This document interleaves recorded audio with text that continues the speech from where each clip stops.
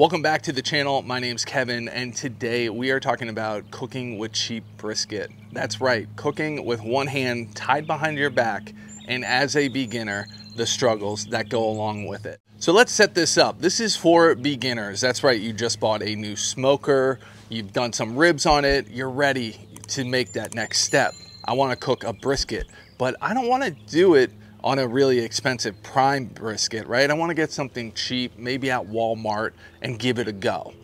That's the mindset when you go back to your first brisket that we all dealt with.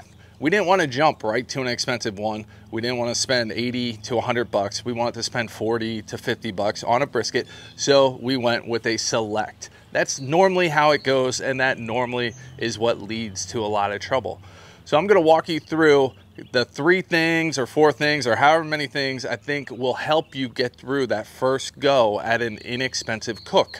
First things first, the thing you should probably do is just go right to a prime brisket. Costco Prime, my friend bought one yesterday. It was a 17-pound prime. He got it for $61, and I bought a select for this experiment, and I got it from Walmart for $41. Mine was 9 pounds, his was 17. So price per pound, the primes are actually a lot better.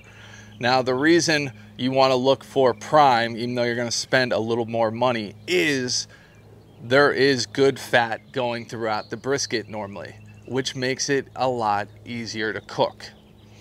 Because one of the mistakes people make is they put the probe, when you're first doing it, you put it in the thickest part of the meat.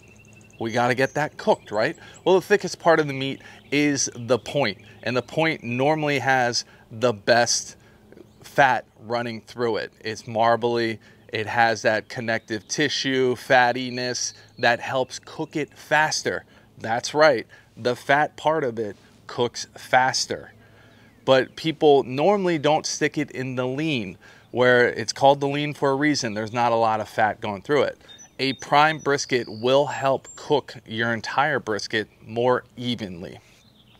So when we go and get a select brisket that has 0 fat running through the flat, the lean, whatever you want to call it, that's going to take a lot longer to cook. So most people don't put it in their head because they're so worried about their new smoker getting up and running that they want to stick the probe to check the temperature in the flat, the thinner part. That's right. So when we're taking a look at this brisket, for example, you can see the point is a lot thicker. So for a novice, for a beginner, they'd want to stick it right in there, not in the thinner part, the flat. But as we break it down, you can see that the flat is just protein. There is no fat going through this piece I experimented with the other day. Whereas the point, you get the picture. It's easier to cook because you have more fat. Interesting, when I was tracking the thermometer on this, the point started off a little colder.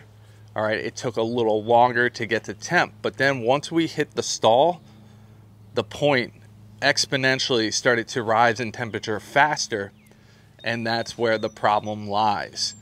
You are going to overcook your point, which I'm illustrating right here. You're going to overcook and start to shred the meat. And this was one of the problems our Facebook friend fell into in our Facebook group, Backyard Barbecue Smokers, is he had the point probed and he thought his brisket was done. When I was cooking mine, I did this on purpose yesterday. When I was cooking mine, my point was done, probe tender, and my flat was only 182 degrees. Nowhere close. All right. So how do we combat this? All right. What are the things you should do? All right. Number one, if you're like me and you have a Walmart within 5 minutes from me and a Costco 2 hours away, you're going to end up buying select briskets. It is just what it is. So if you can't get the prime, what you should do are a couple different things to get this to where you want it to be. First, break down your brisket. Break it down into 2 pieces, the point and the flat. Don't cook them at the same time. Cook them separately. Save the meat for another day because they're going to cook just completely different. That's part of the challenge of cooking brisket is cooking it all at once. You have nothing in your favor going when you're cooking a select brisket all by itself. So you can cut it right in half, separate the point, well, cut it a certain way. Watch a brisket breakdown video. There's a lot of them online, but cut it a certain way, separate it, and save it for 2 different cooks in the future would be my advice. The second thing you can do, which actually was new to me when I saw it, I wasn't expecting this. One time I was cooking with a friend, and all of a sudden, once I wrap my brisket, I do not like to unwrap it for any reason. It's just who I am, what I do. I don't like to unwrap it. But all of a sudden, my friend opened up and unwrapped the brisket, and then he sliced the point and the flat, separating it. And he moved the flat and rewrapped it right in the same wrapping, and he moved the point into a new wrap and then put it in the oven to let it start rest. From there, he sliced it up and made it into burnt ends that were delicious, and he threw them back on. But I was surprised, because to me, that's blasphemy. Like, you're not supposed to start opening up your wrap and maneuvering it around, but it is actually very common. It's just something that I hang over my head, like, it's wrapped, don't touch it until you're opening it up and slicing.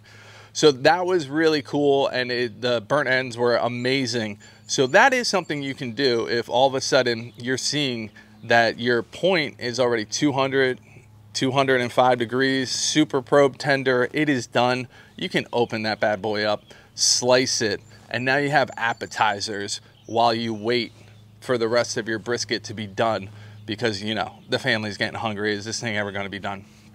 Very cool way to do it. Now, just to follow up on my cook that I did, you can see I intentionally did this. I wanted to get the flat to 200, 203 degrees, kind of probe tender, all right?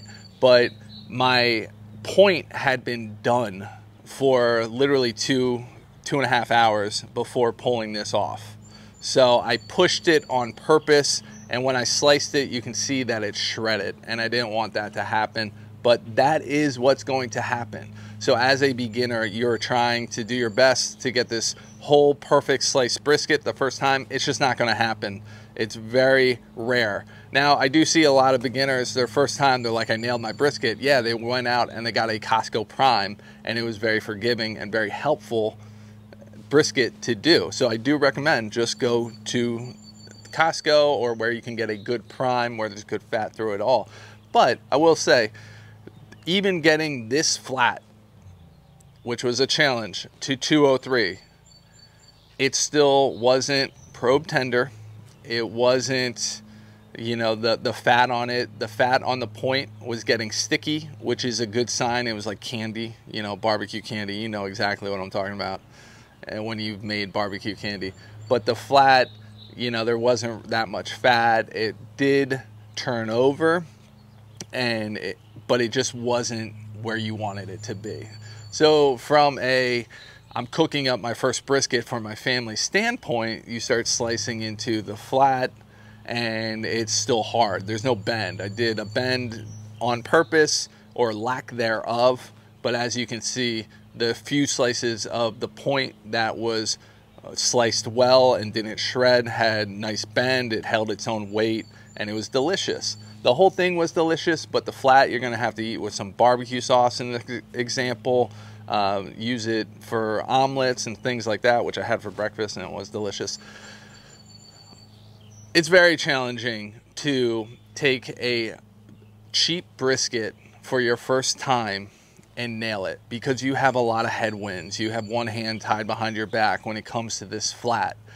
So that is a frustration I do see time and time again. I don't want to spend the money because this is new. I want to go with the cheap cut, and then all of a sudden it's basically like trying to do a London broil or eye of round, which are really hard cuts to cook, and trying to get those super tender.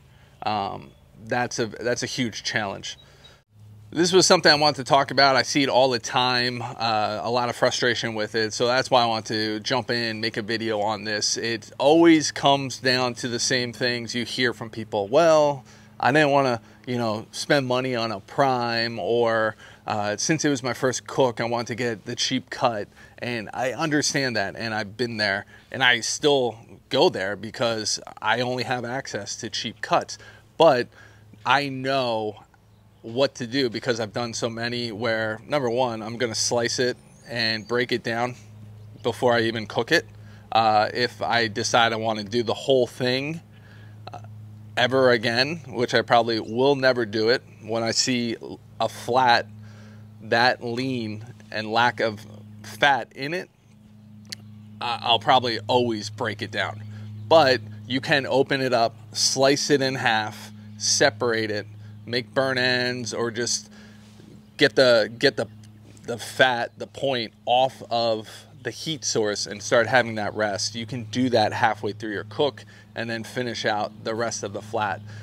But you definitely want to take it to the next levels. I'm not going to get into competition style, like all the injecting, all those fancy things you can do to help elevate a brisket, because this is your first brisket. You learn how to use your smoker a little bit, and you go out, you go get the brisket, and you think you just got to salt, pepper, throw it on there. You're probably not going to be injecting to try to help this thing along. Those are other things you can do to help this style of brisket along, but for the most part, this is the common course I see people make when they're trying their first brisket. They haven't even heard of injecting yet. They haven't heard of other techniques. So these are the ideas you want to kind of think about, especially if you're probably watching this video, you've already screwed up a cheap brisket. So this should help you along, and I hope it does. So that's all what I'm going to leave you with, and if you have any questions, leave them in the comments below and hit the thumbs up button, all that good stuff. I'll see you guys soon. Have a good one. Bye.